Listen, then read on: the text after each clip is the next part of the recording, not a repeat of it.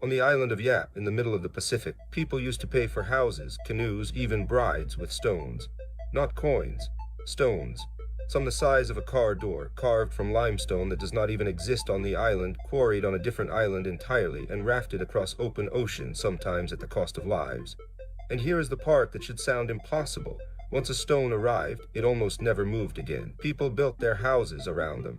One famous stone sank to the bottom of the sea during transport and never resurfaced, and it was still considered just as valuable as any stone standing in the middle of a village, because everyone agreed it existed, and everyone agreed who owned it.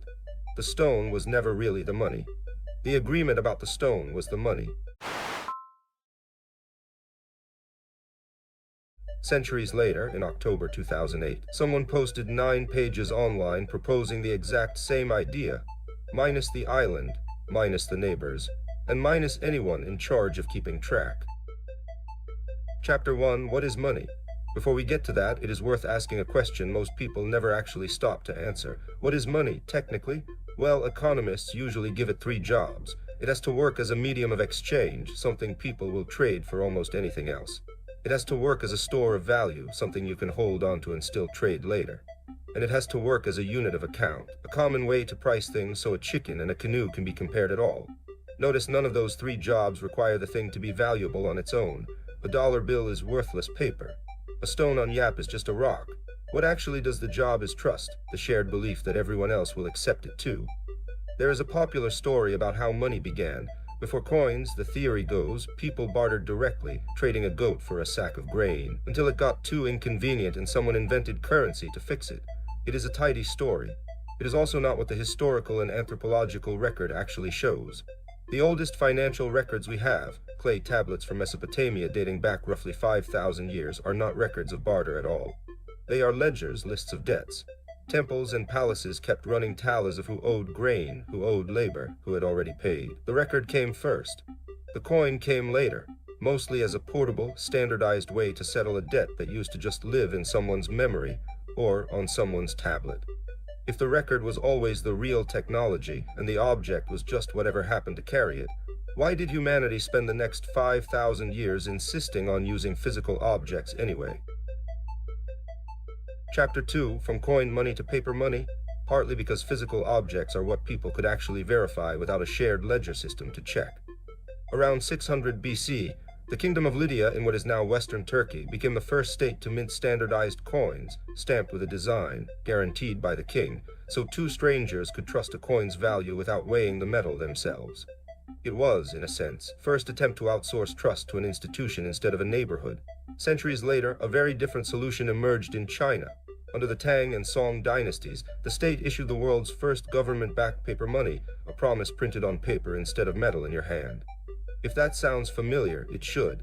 This channel has already covered what happened when that particular experiment ran for too long without discipline.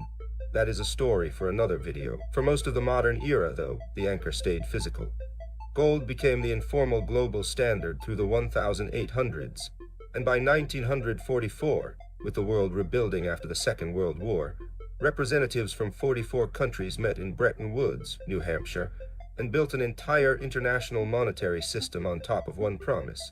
The US dollar would be convertible into gold, and every other currency would be pegged to the dollar. Gold, once again, was the thing everyone agreed to agree on. That system lasted until one single Sunday evening in August of 1971.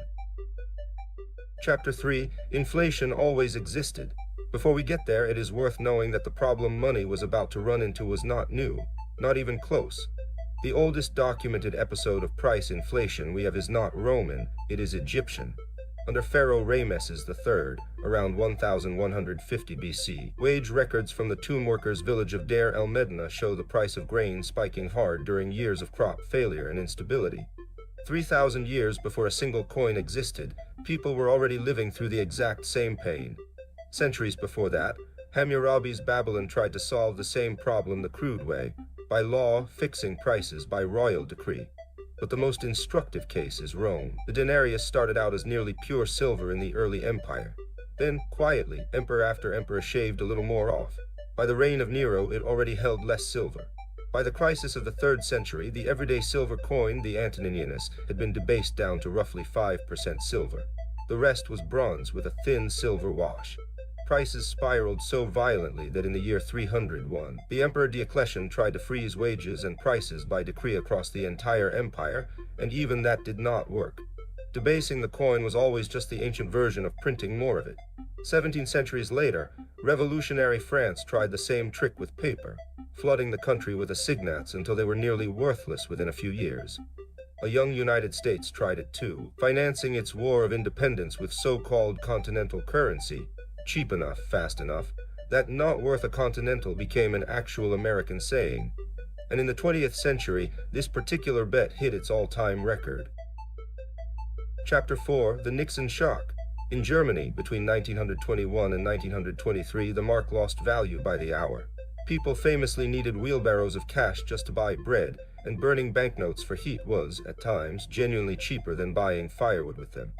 Against that backdrop, the gold-backed dollar looked like the disciplined, responsible alternative.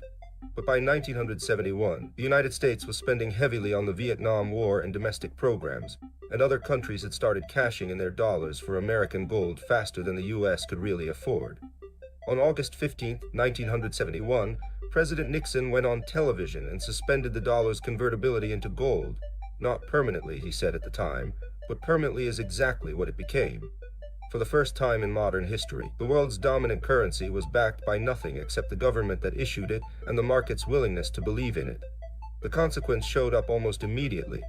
Without gold's brake pedal, the 1970s delivered oil shocks, double-digit inflation, and a currency in genuine crisis, solved only when Fed Chair Paul Volcker pushed interest rates to nearly 20% in 1981, triggering a painful recession on purpose just to break inflation's momentum. Money survived all of that because, in the end, people kept trusting it more than any alternative on offer. But that trust has a price, and in 2008, it very nearly was not paid. Chapter 5. The 2008 Crisis. In September 2008, Lehman Brothers, a 158-year-old investment bank, collapsed in what remains the largest bankruptcy in U.S. history. It was not an isolated failure.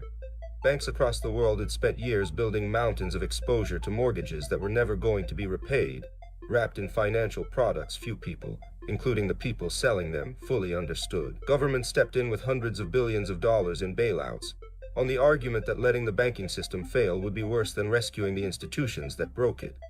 Maybe that was true, but to a lot of ordinary people watching their savings, their jobs, and their homes disappear while the banks responsible got rescued, it looked like exactly the kind of trust the entire monetary system depends on had just been spent, badly, and without asking permission.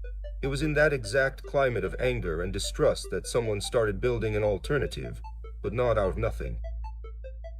Chapter 6, the Cypherpunk Precursors. For nearly 20 years before 2008, a scattered group of cryptographers and programmers, loosely known as the cypherpunk movement, had been trying to solve a much narrower version of the same problem. How do you build digital money that does not require trusting a bank or a government at all? Turns out, a few people had already started trying. In 1989, David Chaum built DigiCash, an early attempt at cryptographically private digital cash, genuinely ahead of its time, and bankrupt by 1998, partly because it still needed a central company in the middle.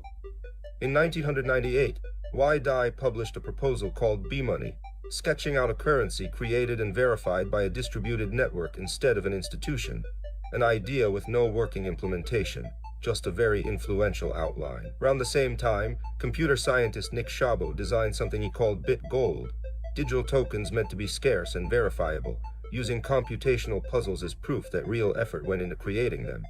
And in 1997, Adam Back released Hashcash, a simple proof-of-work system originally built to fight email spam by making senders burn a small amount of computing power per message.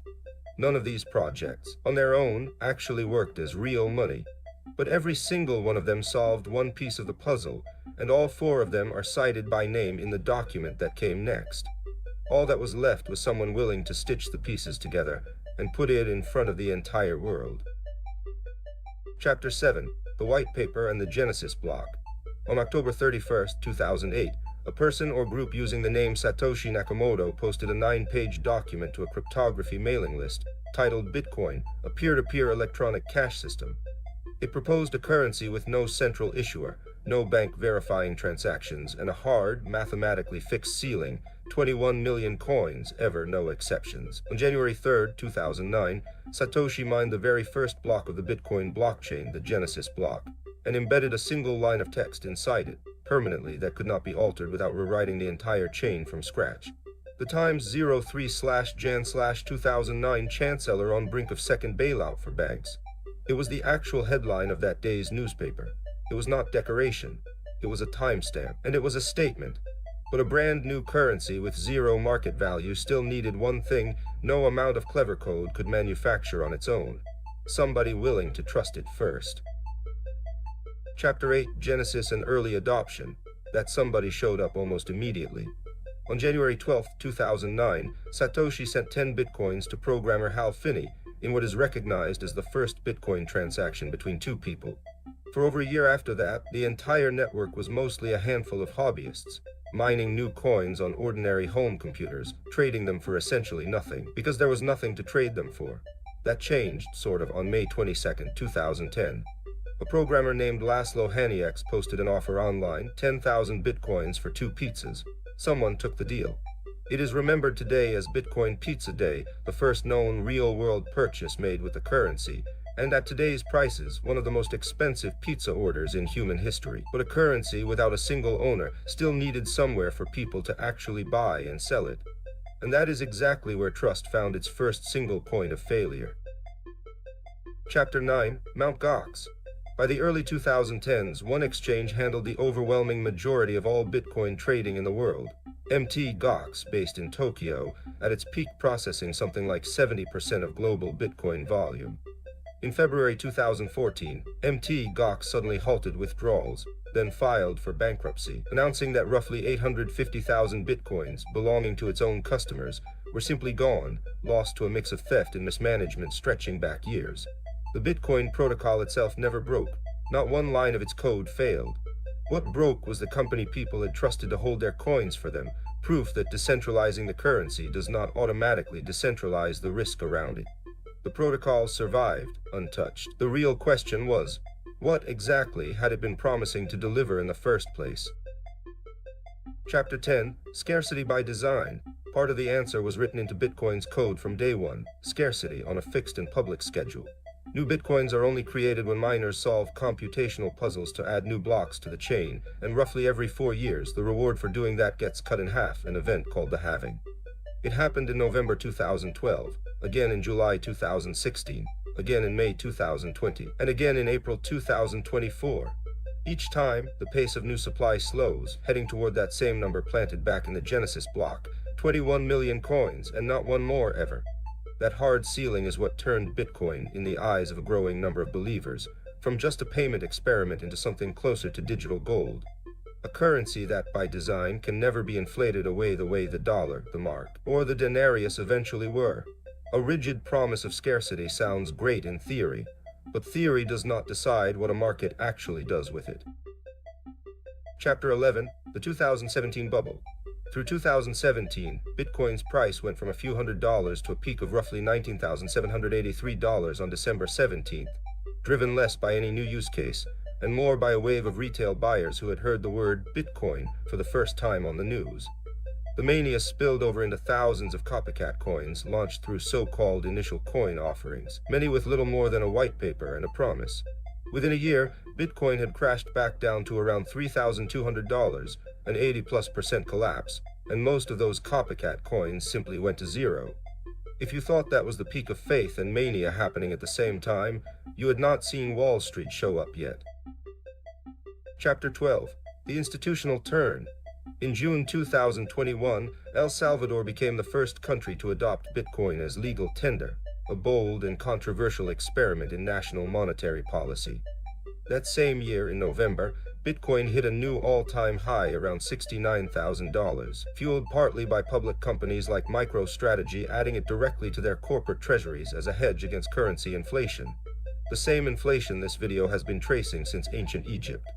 Then, on January 10th, 2024, the U.S. Securities and Exchange Commission approved the first spot Bitcoin ETFs, letting ordinary investors buy exposure to Bitcoin through a regular brokerage account. No wallet or exchange required.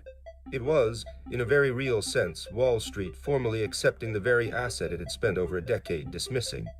But before Wall Street ever signed off, the rest of the crypto world had one more lesson in trust left to learn the hard way. Chapter 13, Terra, Luna, and FTX.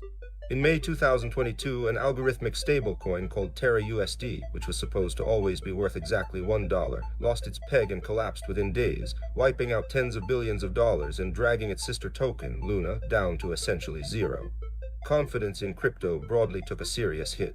Then, in November 2022, FTX, at the time one of the largest cryptocurrency exchanges in the world, run by Sam Bankman-Fried, imploded overnight, with roughly $8 billion in customer funds unaccounted for.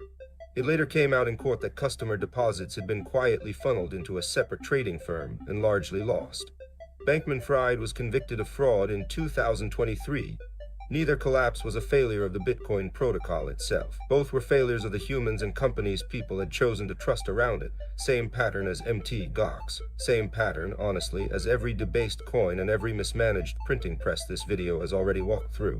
Temples in the ancient world, central banks in 2008, exchanges in 2014, founders in 2022. After all of that, one uncomfortable question was still left standing. Chapter 14. Where that leaves Bitcoin today. Satoshi's original white paper described Bitcoin as electronic cash, something meant to be spent peer-to-peer, replacing the need for banks in everyday payments. That is, largely, not what Bitcoin actually became. Today, the overwhelming majority of Bitcoins sit untouched in long-term wallets, or inside exchange-traded funds held by pension funds and asset managers, functioning far more like a reserve asset than a currency you would use to buy a coffee. In a strange way, that is the same twist the Yap Islanders would probably recognize instantly. Their stones never moved either. What moved was the record of who owned them, a record kept, in their case, by an entire village's shared memory. Bitcoin just replaced the village with a planet's worth of computers, all keeping the exact same kind of ledger, agreeing with each other automatically, without ever having to trust one another personally. Closing, the stone was never the money. The record was, gold was never really the money either. It was just the physical object everyone agreed to trust, right up until they agreed to trust paper instead, and then agreed to trust computers instead of paper. Every one of those handoffs, from Yap to Rome to Weimar to Wall Street, was really the same negotiation happening again. Who do we trust to keep the ledger honest? Bitcoin's real answer was not a new kind of money. It was a new kind of answer to that one very old question, and it will not be the last one anyone tries. This channel has already told the story of a government that tried something remarkably similar 1100 years ago in Song Dynasty China, and watched it eventually collapse under its own weight. If you want to see how that one played out, it is linked right here. If this kind of story is worth your time, hit like and drop a comment below. It genuinely helps this channel grow. And if you want more deep dives like this every week, subscribe now. It's free, and it's the best way to support the channel.